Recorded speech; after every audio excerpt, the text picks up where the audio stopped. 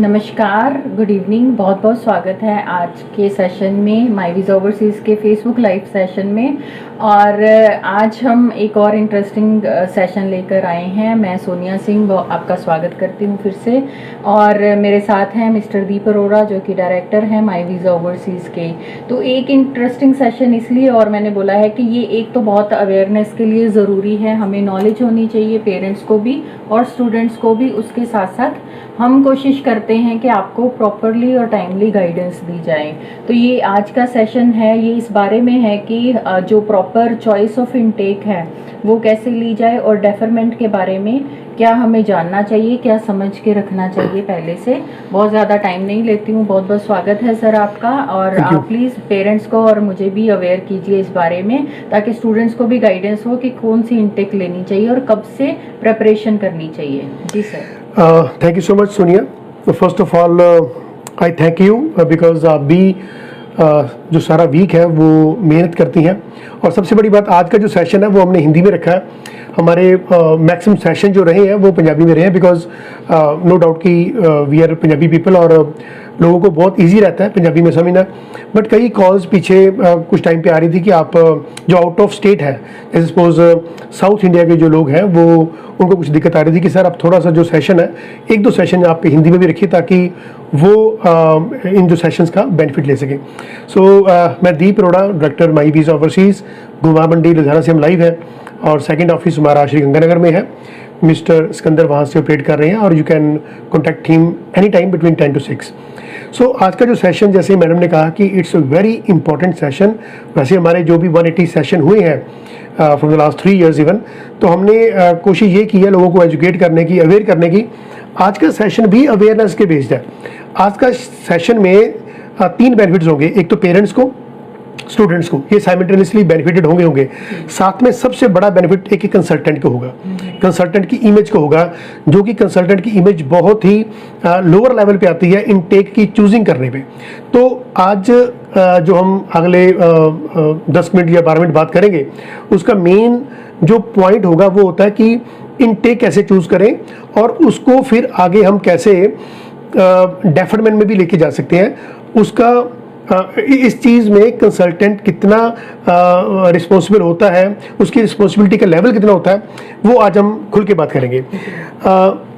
सबसे पहला पॉइंट ये होता है कि इनटेक की जो हम चॉइस करते हैं वो कैसे करें।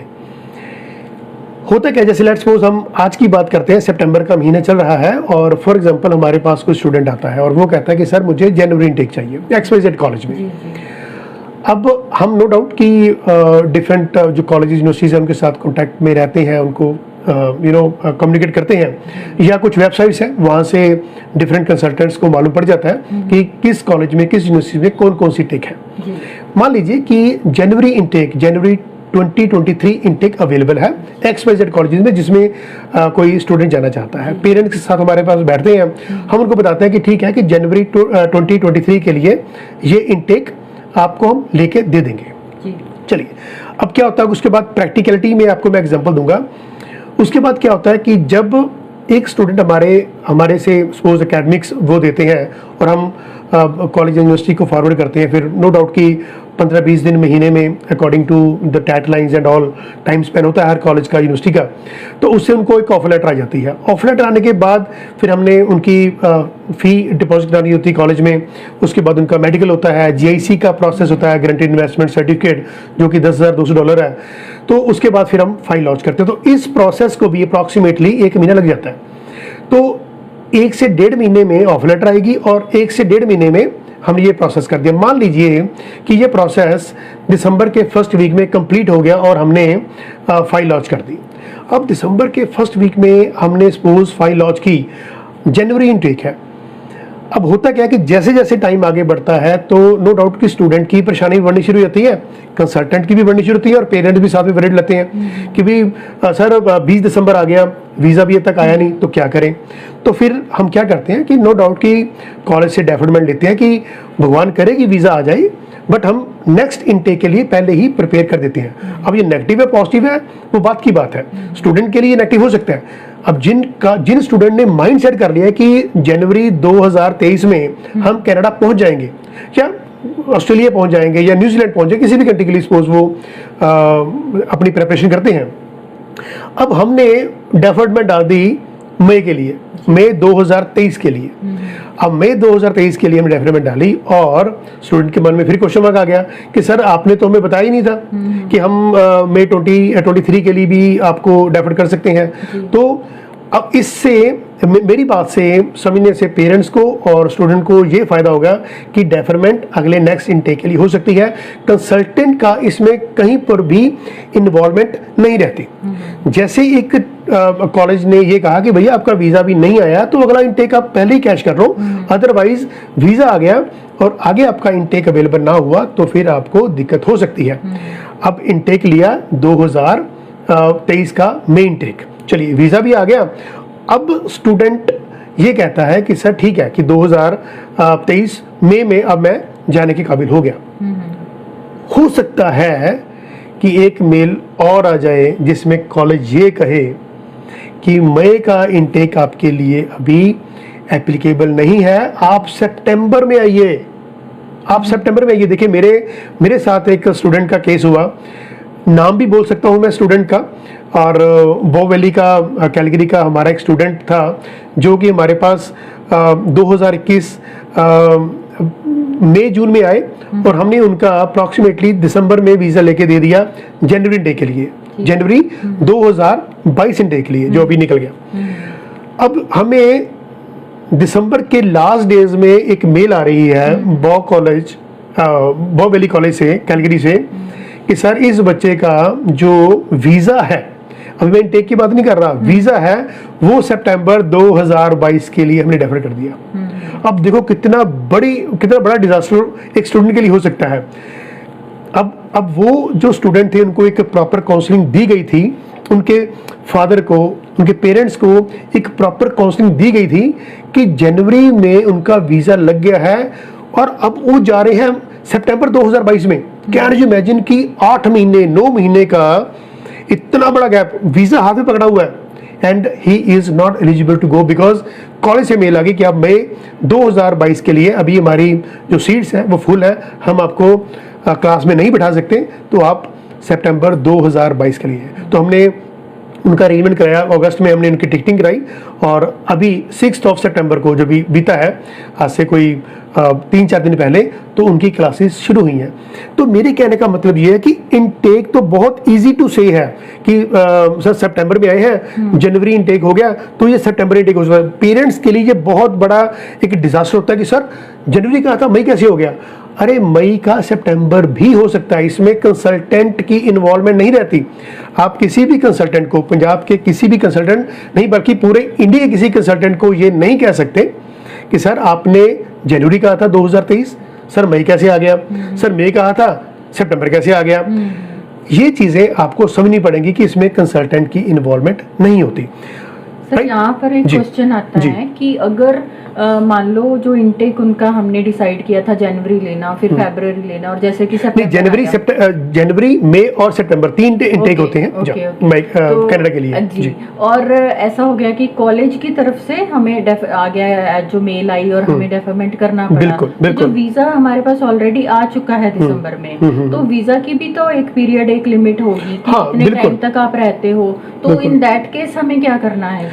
देखिए इसमें क्या होता है कि कॉलेज की तरफ से कंडीशन ये लगती है कि जब आप कनाडा लैंड करेंगे उसके बाद आपका जो वीज़ा का प्रोसेस है, मतलब जो टाइमिंग्स है उस वक्त से स्टार्ट होगी। जैसे हमारा स्टूडेंट का 8 महीने का टाइम पीरियड इंडिया में निकल गया, वो अभी ऑनलाइन क्लासेस नहीं ले सकता था, एंड ही वाज फ्री, वो कुछ नहीं कर सकता था।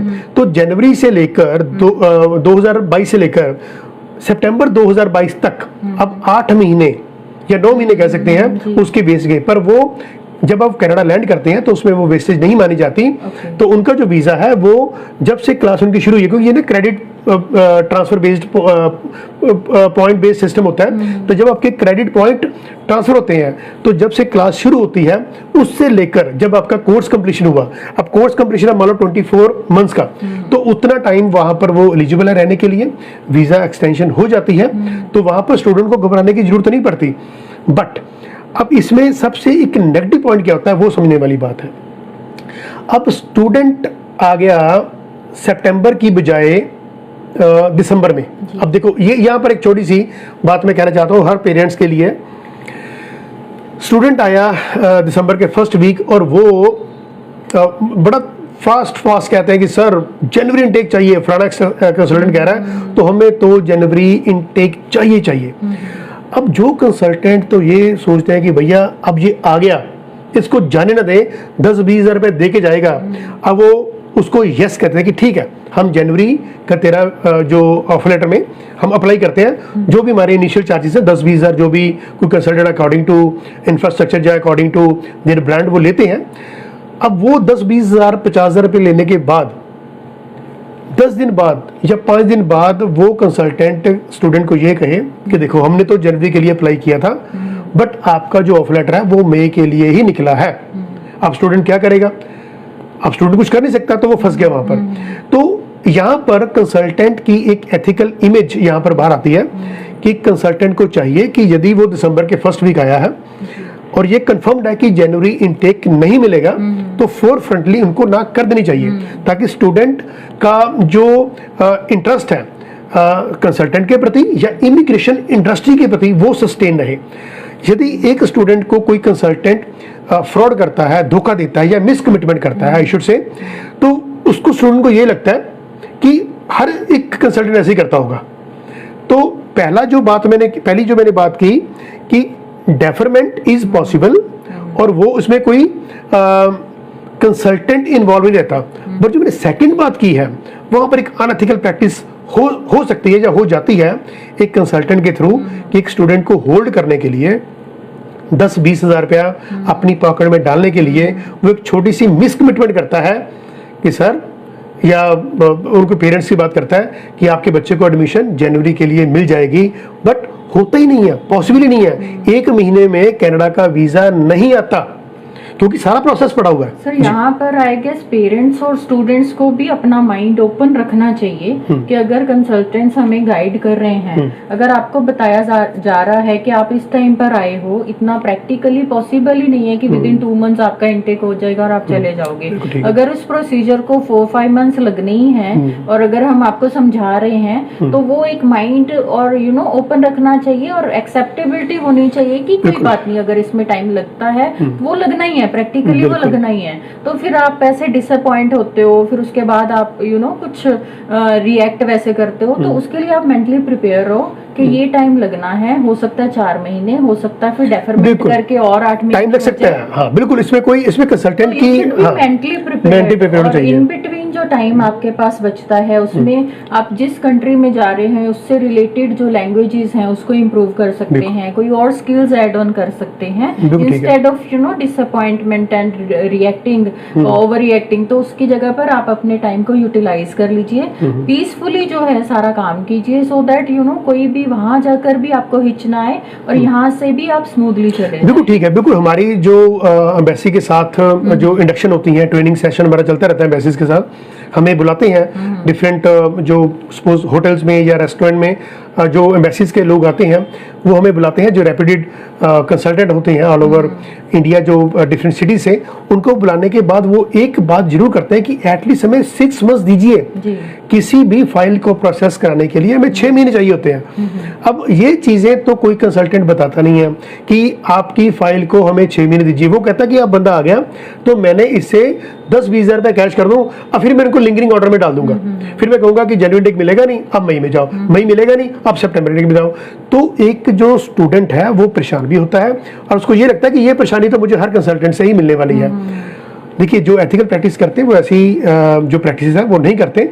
हर स्टूडेंट को एजुकेट किया जाता है। हमारी जो वीडियो बनाने का यही मकसद है कि आपको अवेयर किया जाए कि खुद आपको मालूम होना चाहिए। आप देखिए, डिफरेंट वेबसाइट्स हैं, उसे आप देखिए, चेक करिए कि आपका कौन सा इनटेक जो है वो आप उसके लिए एलिजिबल है, और किसी भी कंसल्टेंट के झांसे में मत आइए। सेल्फ एजुकेशन जरूरी है। इस वीडियो को आप शेयर भी कर सकते हैं ताकि जो आपके फ्रेंड सर्कल्स में है, आपके रिलेटिव्स हैं, ताकि उनको भी इस चीज़ की अवेयरनेस मिल जाए कि हमने अब किसी के पास फंसना नहीं है। कोई हमें मिस कमिटमेंट से ये नहीं कह सकता कि दिसंबर है जनवरी का इनटेक मिल जाएगा। अप्रैल आ गया आपको मई का इंटेक मिल जाएगा, अब अगस्त आ गया आपको सितंबर का इंटेक मिल जाएगा, ऐसा नहीं होने वाला। You have to give 6 months to the embassy people, क्योंकि जो प्रोसेस है 2-2.5 महीने का प्रोसेस है, 3-4 महीने एम्बेसी भी लेती है, तो 6 months एटलीस्ट लेके चलिए। जी बिल्कुल। और डेफरमेंट के सिर्फ 2 ही रीजंस हैं, या तो कॉलेज में सीट्स अवेलेबल नहीं है, फुल हो चुका है उनका जो कोटा रहता है, वो आपको नेक्स्ट सेशन में डाल देते हैं, नेक्स्ट सेमेस्टर में डाल देते हैं। ये एक रीजन होता है जिसमें कॉलेज का ही प्योरली रोल होता है, consultant is not involved, embassy की तरफ से कोई नहीं होता। दूसरा एक रीजन होता है जो वीजा डिले अगर हो गया है तो फिर उसमें कॉलेज के भी कोई कोई रोल नहीं है और हमारा भी कोई रोल नहीं है। तो ये सारी चीजों को प्रैक्टिकली आप मैच्योरली अंडरस्टैंड करें और उसी हिसाब से ही अपने जो है एक्शंस को आगे लेकर जाएं। तो आई थिंक काफी सेशन इसमें काफी कुछ क्लियर हो गया है। अगेन कुछ क्वेश्चंस होंगे, कुछ क्वेरीज होंगी तो जरूर आप हमें बता सकते हैं।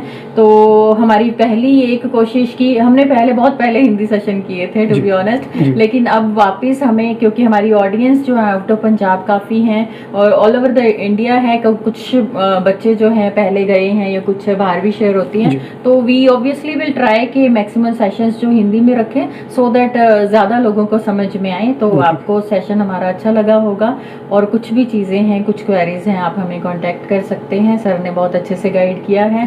इनके और भी बहुत सारे वीडियोस हैं, आप यूट्यूब पर देख सकते हैं। काफ़ी सारे डाउट्स जो हैं आपके वो वीडियोस को देखने से ही क्लियर हो जाएंगे और हो सकता है वो वीडियोस देखते हुए आपके मन में और कुछ क्वेश्चन आ सकते हैं, तो आप अगेन हमें कांटेक्ट कर सकते हैं। तो बने रहिए हमारे साथ हर सेशन के लिए, हर फ्राइडे 5 बजे। और अगला सेशन जैसे कि 16 सितंबर को है, आपको रिमाइंडर भी भेज दिया जाएगा। और आप बहुत अच्छी ऑडियंस हैं, हमेशा हमारे साथ जुड़ते हैं और हमें अप्रिशिएट करते हैं। बहुत बहुत शुक्रिया। Thank you ji, thank you Sonia, thank you.